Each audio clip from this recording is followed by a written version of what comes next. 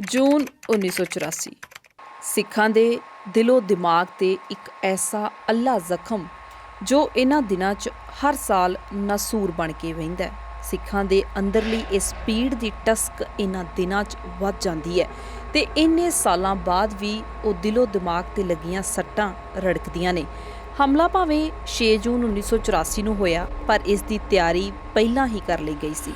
28 ਮਈ 1984 ਨੂੰ ਭਾਰਤ ਸਰਕਾਰ ਵੱਲੋਂ ਪੂਰੇ ਪੰਜਾਬ ਦੇ ਵਿੱਚ ਫੌਜ ਤਾਇਨਾਤ ਕਰਨ ਦੇ ਹੁਕਮ ਤੋਂ ਬਾਅਦ ਗਲੀਆਂ ਮੁਹੱਲਿਆਂ 'ਚ ਫੌਜ ਹਰਲ ਕਰਨ ਲੱਗ ਪਈ ਸੀ। ਪੰਜਾਬੀ ਸੱਭਿਆਚਾਰ ਤੋਂ ਅਣਜਾਣ ਇਹ ਫੌਜੀ ਸ਼ੱਕ ਪੈਣ ਤੇ ਲੋਕਾਂ ਨੂੰ ਇਹ ਸਵਾਲ ਪੁੱਛਦੇ ਸਨ, ਪਿੰਡਰੀ ਵਾਲੇ ਕਾ ਰਸ ਪੀਆ, ਭਾਵ ਕਿ ਸੰਤ ਭਿੰਡਰਾਂ ਵਾਲਿਆਂ ਤੋਂ ਅੰਮ੍ਰਿਤ ਛਕਿਆ।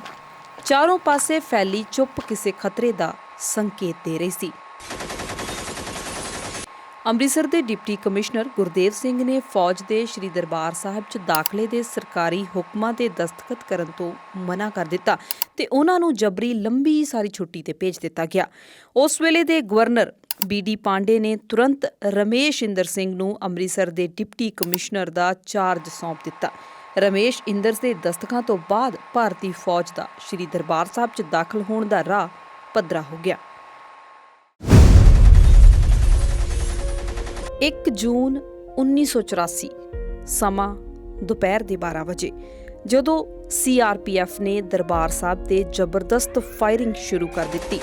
ਲਗਾਤਾਰ 8 ਘੰਟੇ ਚੱਲੀ ਇਸ ਫਾਇਰਿੰਗ 'ਚ ਤਕਰੀਬਨ 11 ਲੋਕਾਂ ਦੀ ਮੌਤ ਹੋ ਗਈ, ਜਿਸ ਵਿੱਚ ਇੱਕ ਬਜ਼ੁਰਗ, ਇੱਕ ਬੱਚਾ ਤੇ ਇੱਕ ਔਰਤ ਵੀ ਸ਼ਾਮਲ ਸੀ।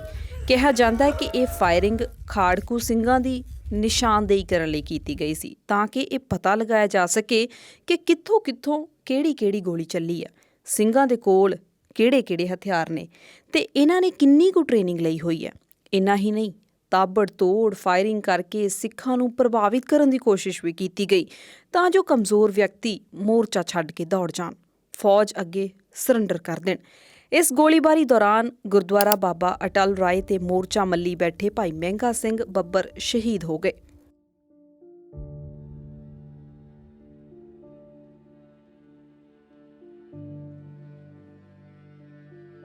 ਪੂਰੇ ਸ਼ਹਿਰ ਦੇ ਵਿੱਚ ਕਰਫਿਊ ਲੱਗ ਚੁੱਕਾ ਸੀ, ਜਿਸ ਕਰਕੇ ਪੂਰੇ ਸ਼ਹਿਰ ਦੇ ਲੋਕ ਸਹਿਮੇ ਬੈਠੇ ਸਨ। 1 ਜੂਨ ਨੂੰ KS ਬਰਾੜ ਨੂੰ CRPF, ਪੰਜਾਬ ਪੁਲਿਸ ਅਤੇ BSF ਦੀ ਕਮਾਨ ਸੌਂਪ ਦਿੱਤੀ ਗਈ। ਇੱਕ ਹਿਸਾਬ ਦੇ ਨਾਲ ਸਾਰੇ ਅਧਿਕਾਰ ਫੌਜ ਨੂੰ ਦੇ ਦਿੱਤੇ ਗਏ। ਜਨਰਲ ਬਰਾੜ ਨੂੰ ਫੌਜ ਦੇ ਸਾਰੇ ਅਧਿਕਾਰ ਦੇ ਦਿੱਤੇ ਤੇ ਜਨਰਲ ਰਣਜੀਤ ਸਿਆਲ ਨੂੰ ਸਰਕਾਰ ਦਾ ਸਾਰਾ ਪ੍ਰਬੰਧ ਦੇ ਦਿੱਤਾ ਤੇ K ਗੌਰੀ ਸ਼ੰਕਰ ਨੂੰ ਖੇਮਕਰਨ ਤੋਂ ਜੰਮੂ ਤੱਕ ਬਾਰਡਰ ਸੀਲ ਕਰਨ ਦੀ ਜ਼ਿੰਮੇਵਾਰੀ ਦੇ ਦਿੱਤੀ ਗਈ। ਬੜੀ ਬਰੀਕੀ ਦੇ ਨਾਲ ਸਾਰੀ ਯੁਕਤ ਘੜ ਲਈ ਗਈ। ਜਾਣਕਾਰੀ ਦੇ ਮੁਤਾਬਕ 1 ਜੂਨ ਦੀ ਰਾਤ ਨੂੰ ਕੋਈ ਨਹੀਂ ਸੁੱਤਾ। ਸਾਰੀ ਰਾਤ ਮੀਟਿੰਗਾਂ ਹੁੰਦੀਆਂ ਰਹੀਆਂ ਤੇ ਫੌਜ ਆਉਂਦੀ ਰਹੀ। 1 ਜੂਨ ਦੀ ਗੋਲੀਬਾਰੀ ਮਗਰੋਂ ਅਗਲੀ ਸਵੇਰ ਯਾਨੀ ਕਿ 2 ਜੂਨ ਨੂੰ ਦੂਰ ਦਰਾਡਿਓਂ ਸਿੱਖ ਸੰਗਤਾਂ ਵਹੀਰਾਂ ਕੱਤ ਕੇ ਸ੍ਰੀ ਦਰਬਾਰ ਸਾਹਿਬ ਵੱਲ ਤੁਰ ਪਈਆਂ। 3 ਜੂਨ ਨੂੰ ਸ੍ਰੀ ਗੁਰੂ ਅਰਜਨ ਦੇਵ ਜੀ ਦਾ ਸ਼ਹੀਦੀ ਪੁਰਬ ਸੀ। ਖਬਰ ਜੰਗਲ ਦੀ ਅੱਗ ਵਾਂਗੂ ਫੈਲ ਗਈ ਕਿ CRPF ਨੇ ਸ੍ਰੀ ਦਰਬਾਰ ਸਾਹਿਬ ਵੱਲ ਗੋਲੀ ਚਲਾ ਦਿੱਤੀ ਹੈ। ਸਰਕਾਰ ਨੇ ਸਾਰੀਆਂ ਅਖਬਾਰਾਂ ਬੰਦ ਕਰ ਦਿੱਤੀਆਂ। ਅੰਮ੍ਰਿਤਸਰ 'ਚ ਤਾਇਨਾਤ ਵਿਦੇਸ਼ੀ ਪੱਤਰਕਾਰਾਂ ਨੂੰ ਪੰਜਾਬ 'ਚੋਂ ਬਾਹਰ ਚਲੇ ਜਾਣ ਦਾ ਫਰਮਾਨ ਸੁਣਾ ਦਿੱਤਾ ਗਿਆ। ਵਿਦੇਸ਼ੀ ਅਖਬਾਰਾਂ ਤੇ ਰੇਡੀਓ ਚੈਨਲਾਂ ਦੇ 35 ਦੇ ਕਰੀਬ ਪੱਤਰਕਾਰਾਂ ਨੂੰ ਇਸ ਸਮੇਂ ਦੌਰਾਨ ਅੰਮ੍ਰਿਤਸਰ ਛੱਡਣਾ ਪੈ ਗਿਆ।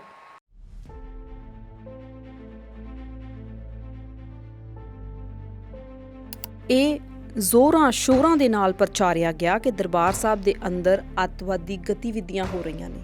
ਹਾਲਾਤ ਸਥਾਨਕ ਪ੍ਰਸ਼ਾਸਨ ਦੇ ਹੱਥੋਂ ਨਿਕਲ ਗਏ ਨੇ। ਫੌਜ ਪ੍ਰਸ਼ਾਸਨ ਦੀ ਮਦਦ ਕਰਨ ਵਾਸਤੇ ਸੱਦੀ ਗਈ ਹੈ। ਸਾਰਾ ਸ਼ਹਿਰ ਸਹਿਮਿਆ ਹੋਇਆ ਸੀ। ਸ੍ਰੀ ਦਰਬਾਰ ਸਾਹਿਬ ਦੇ ਅੰਦਰ ਮੌਜੂਦ ਇਤਿਹਾਸਕ ਬੇਰੀਆਂ, ਲਾਚੀ ਬੇਰੀ, ਬੇਰ ਬਾਬਾ ਬੁੱਢਾ ਸਾਹਿਬ ਅਤੇ ਦੁੱਖ ਭੰਜਣੀ ਬੇਰੀ ਉੱਤੇ ਬੈਠੀਆਂ ਚਿੜੀਆਂ ਵੀ ਚਹਿਕਣਾ ਭੁੱਲ ਗਈਆਂ ਸਨ। ਫੌਜੀ ਅਧਿਕਾਰੀ ਸਾਦੇ ਜਿਹੇ ਕੱਪੜਿਆਂ 'ਚ ਸ੍ਰੀ ਦਰਬਾਰ ਸਾਹਿਬ ਕੰਪਲੈਕਸ ਦਾ ਮੁਆਇਨਾ ਕਰਕੇ ਜਨਰਲ ਸੁਬੇਗ ਸਿੰਘ ਦੀ ਜੰਗੀ ਤਿਆਰੀ ਦਾ ਜਾਇਜ਼ਾ ਵੀ ਲੈ ਗਏ ਸਨ। ਇੰਦਰਾ ਗਾਂਧੀ ਵੱਲੋਂ ਦਿੱਤੇ ਭਾਸ਼ਣ ਦੇ ਤੁਰੰਤ ਮਗਰੋਂ ਅੰਮ੍ਰਿਤਸਰ ਸ਼ਹਿਰ ਦਾ ਬਾਕੀ ਮੁਲਕ ਦੇ ਨਾਲੋਂ ਸੰਪਰਕ ਟੁੱਟ ਗਿਆ। ਟੈਲੀਫੋਨ ਦੀਆਂ ਲਾਈਨਾਂ ਕੱਟ ਦਿੱਤੀਆਂ ਗਈਆਂ। ਦਰਬਾਰ ਸਾਹਿਬ ਦੇ ਚਾਰੇ ਪਾਸੇ ਦੋਵਾਂ ਧਿਰਾਂ ਨੇ ਮੋਰਚਾਬੰਦੀ ਕਰ ਲਈ।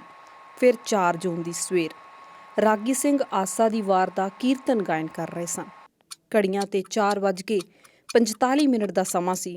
ਜਲਿਆਂਵਾਲੇ ਬਾਗ ਦੇ ਪਾਸੇ ਤੋਂ ਇੱਕ ਸ਼ੂਕਦਾ ਹੋਇਆ ਗੋਲਾ ਆਇਆ ਤੇ ਆਵਾਜ਼ ਦੇ ਨਾਲ ਪੂਰਾ ਵਾਤਾਵਰਣ ਗੂੰਜ ਉੱਠਿਆ।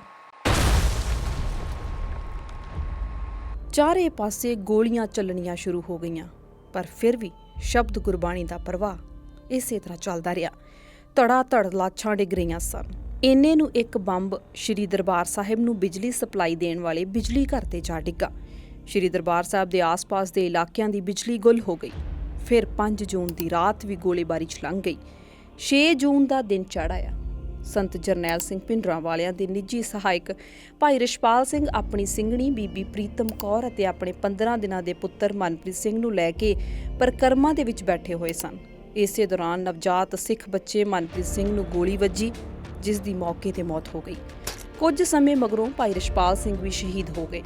ਸੰਤ ਜਰਨੈਲ ਸਿੰਘ ਆਪਣੇ ਸਾਥੀ ਸਿੰਘਾਂ ਦੇ ਨਾਲ ਸ਼੍ਰੀ ਅਕਾਲ ਤਖਤ ਸਾਹਿਬ ਤੋਂ ਬਾਹਰ ਆ ਗਏ। ਅਜੇ ਜਰਨੈਲ ਸਿੰਘ ਭਿੰਡਰਾਂਵਾਲੇ ਨਿਸ਼ਾਨ ਸਾਹਿਬ ਦੇ ਨੇੜੇ ਹੀ ਪਹੁੰਚੇ ਸਨ ਕਿ ਇੱਕ ਬਰਸਟ ਉਹਨਾਂ ਦੇ ਆ ਵੱਜਾ, ਜਿਸ ਨਾਲ ਉਹ ਮੌਕੇ ਤੇ ਸ਼ਹੀਦ ਹੋ ਗਏ। ਉਹਨਾਂ ਦੀ ਮ੍ਰਿਤਕ ਦੇਹ ਨੂੰ ਲੈ ਕੇ ਫੌਜੀ ਘੰਟਾ ਘਰ ਪਹੁੰਚ ਗਏ। ਲਾਸ਼ ਨੂੰ ਤਸਦੀਕ ਕਰਾਉਣ ਲਈ ਲੋਕਾਂ ਦੀ ਖੋਜ ਹੋਣ ਲੱਗੀ। ਸ਼ਾਮ ਨੂੰ ਉਹਨਾਂ ਦਾ ਭਰਾ ਕੈਪਟਨ ਹਰਚਰਨ ਸਿੰਘ ਰੋਡੇ ਨੇ ਲਾਸ਼ ਨੂੰ ਤਸਦੀਕ ਕੀਤਾ। ਗੋਲੀ ਅਜੇ ਵੀ ਚੱਲ ਰਹੀ ਸੀ। ਸ਼੍ਰੀ ਦਰਬਾਰ ਸਾਹਿਬ ਦੀ ਪਰਿਕਰਮਾ ਤੇ ਸਰੋਵਰ ਦੇ ਵਿੱਚ ਲਾਸ਼ਾਂ ਹੀ ਲਾਸ਼ਾਂ ਪਈਆਂ ਹੋਈਆਂ ਸਨ।